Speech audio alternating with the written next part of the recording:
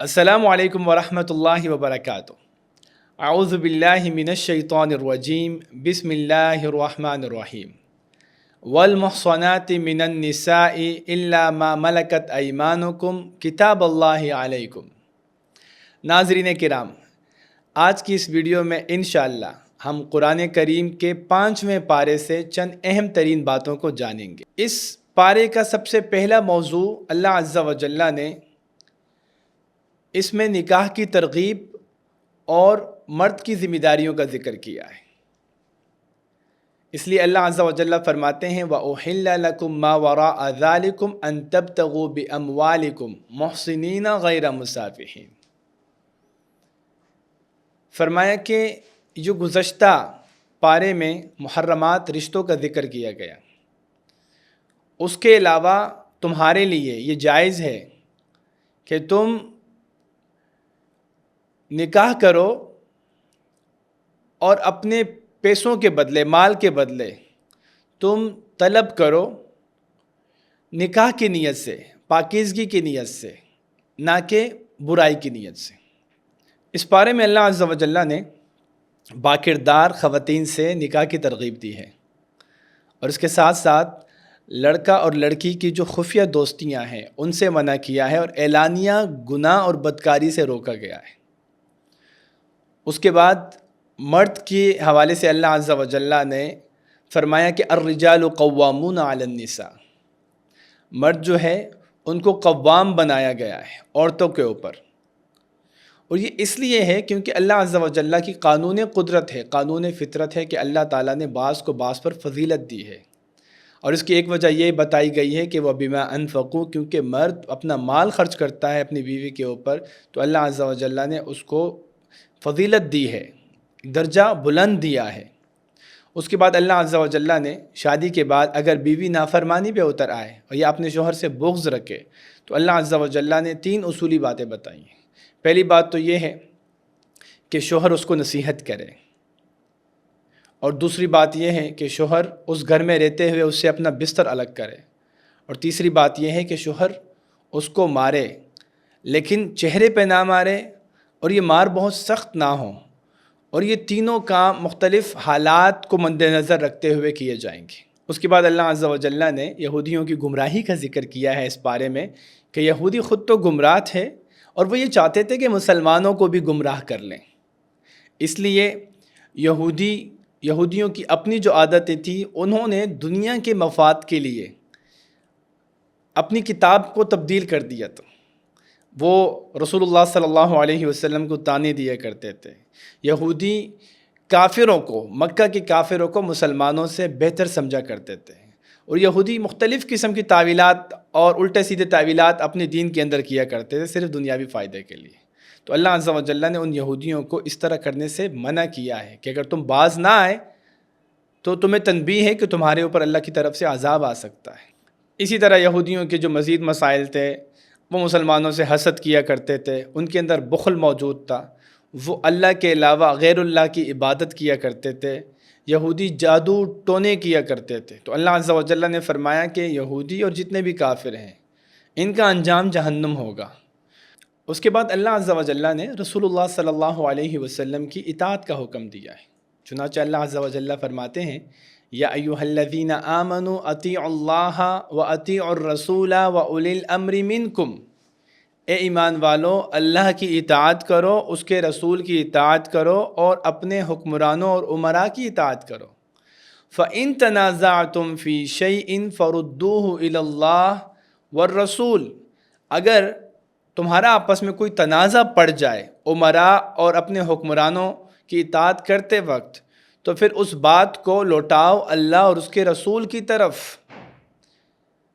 اس کے بعد اللہ عز و جل فرماتے ہیں کہ وَمَا أَرْسَلْنَا مِن رَّسُولٍ إِلَّا لِيُطَاعَ بِإِذْنِ اللَّهِ، رسول کی بعثت کے مقاصد میں سے ایک مقصد یہ ہے کہ اس رسول کی اطاعت کی جائے۔ آگے اللہ عز و جل فرماتے ہیں فَلَا وَرَبِّكَ لَا يُؤْمِنُونَ حَتَّى يُحَكِّمُوكَ فِي مَا شَجَرَ بَيْنَهُمْ، کہ رسول اللہ صلی اللہ علیہ وسلم ہی تمہارے درمیان فیصل ہیں۔ تمہارا ایمان اس وقت تک مکمل نہیں ہو سکتا کہ جب تک تم اپنے باہمی جھگڑوں، اپنے باہمی تنازعات، اپنے ان مسائل کا حل رسول اللہ صلی اللہ علیہ وسلم کے فیصلے کی روشنی میں نہ کرو، اور اگر رسول اللہ صلی اللہ علیہ وسلم فیصلہ کر لیں اس کے بعد تمہارے دلوں میں کوئی تنگی نہیں آنی چاہیے، اور تم سر تسلیم خم کرو اس فیصلے کے آگے۔ پھر آگے فرمایا کہ وَمَن يُطِعِ اللَّهَ وَالرَّسُولَ فَأُولَٰئِكَ مَعَ الَّذِينَ أَنْعَمَ اللَّهُ عَلَيْهِم مِّنَ النَّبِيِّينَ وَالصِّدِّيقِينَ وَالشُّهَدَاءِ وَالصَّالِحِينَ وَحَسُنَ أُولَٰئِكَ رَفِيقًا، کہ جو شخص اللہ اور اس کے رسول کی اطاعت کرتا ہے تو قیامت کے دن اللہ عز و جل ان کو انعام یافتہ لوگوں میں شامل فرمائے گا۔ آپ لوگ کو یاد ہوگا کہ سورۃ الفاتحہ کے تحت ہم یہ دعا مانگتے ہیں کہ اہدنا الصراط المستقیم صراط الذین انعمت علیہم، اے اللہ ہمیں صراط مستقیم عطا فرما، ان لوگوں کا راستہ عطا فرما جن پر آپ نے اپنا انعام کیا ہے۔ تو اللہ عز و جل نے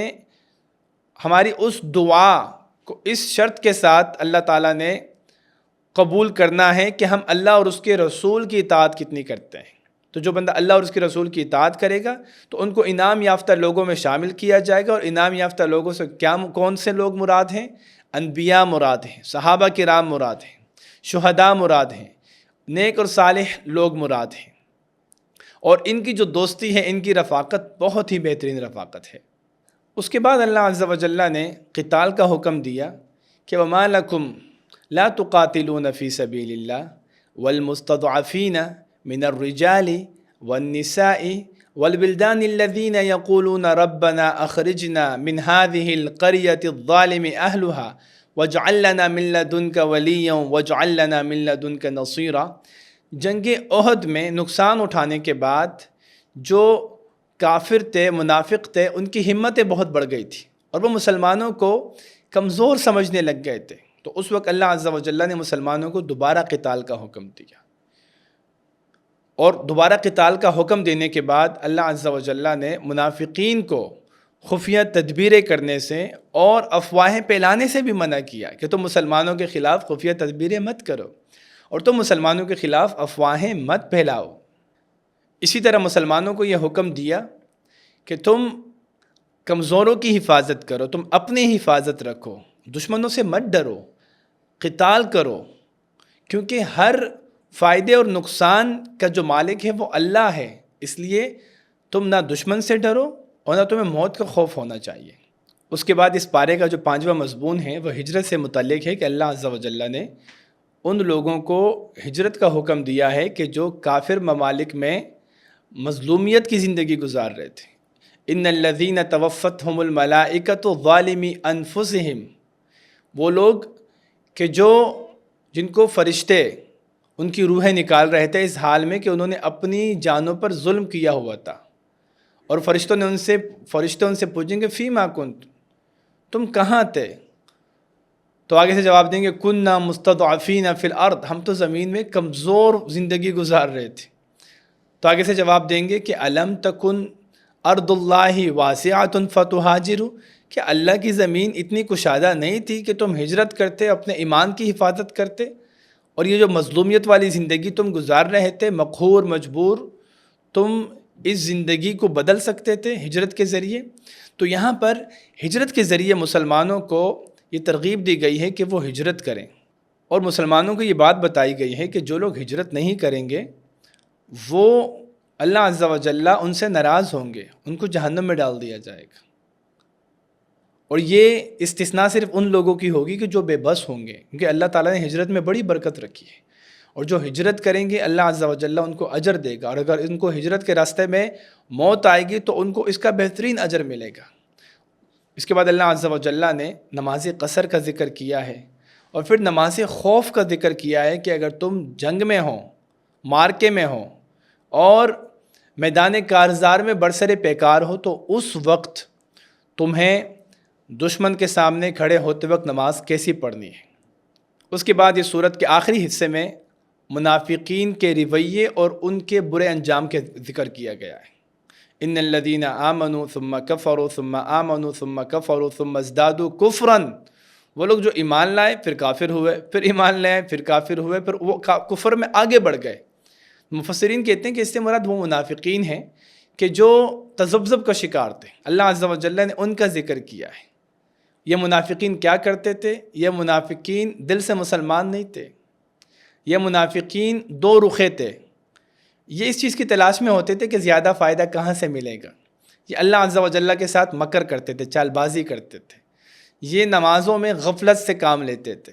یہ اللہ تعالیٰ کو برائے نام یاد رکھتے تھے۔ تو اللہ عز و جل نے ان کا انجام یہ بتایا کہ ان المنافقین فی الدرک الاسفل من النار، قیامت کے دن یہ منافقین جہنم کے سب سے نچلے طبقے میں ڈال دیا جائیں گے، کیونکہ دنیا میں وہ مسلمانوں کو بھی دھوکہ دیتے تھے، وہ اللہ عز و جل کے ساتھ بھی مکر کرنے کی کوشش کرتے تھے، حالانکہ انہوں نے حقیقی طور پر دل سے اسلام قبول نہیں کیا تھا۔ تو اس پارے سے جو باتیں ہمیں سیکھنے کو ملتی ہیں، ان میں پہلی بات یہ ہے کہ نکاح کو آسان بنائیں اور ہر قسم کی ظاہری اور پوشیدہ گناہ سے اپنے آپ کو بچائیں۔ دوسری بات، ہر حال میں اللہ اور اس کے رسول صلی اللہ علیہ وسلم کی اطاعت کریں۔ تیسری بات، اس جگہ سے ہجرت کرنا فرض ہے جہاں ہم اپنے ایمان کی حفاظت نہیں کر سکتے۔ اور چوتھی بات، ہمیشہ خود پر نظر رکھیں کہ کہیں نفاق کی کوئی نشانی ہم میں داخل تو نہیں ہوئی۔ تو اللہ تعالیٰ سے دعا ہے کہ اللہ عز و جل ہمیں سننے سمجھنے کے بعد عمل کرنے کی توفیق عطا فرمائے۔ اسی کے ساتھ ہی ہمارا 5واں پارہ اپنے اختتام کو پہنچا۔ آپ سے ملاقات ہوتی اگلے پارے کے ساتھ کل۔ سبحانک اللہم و بحمدک نشہد ان لا الہ الا انت نستغفرک و نتوب الیک۔ جزاکم اللہ خیرا۔